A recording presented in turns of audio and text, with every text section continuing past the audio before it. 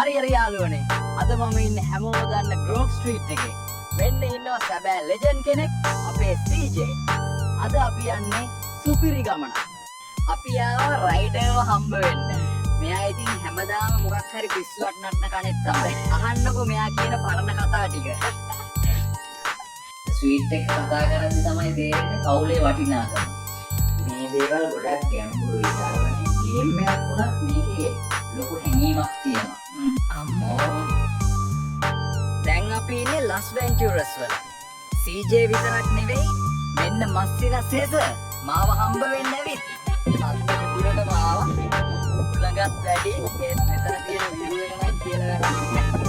මුළු සැන් ඇන්ඩ්‍රියාස් එකම මගේ අතේ වගේ. එහෙනම් අද අපි සමු ගන්නවා. මතක තියාගන්න ග්‍රෝව් ස්ට්‍රීට් කියන්නේ නිකම්ම තැනක් නෙවෙයි. ඒක පවුලක්. අපි ආයෙත් හම්බ වෙමු. ජය වේවා.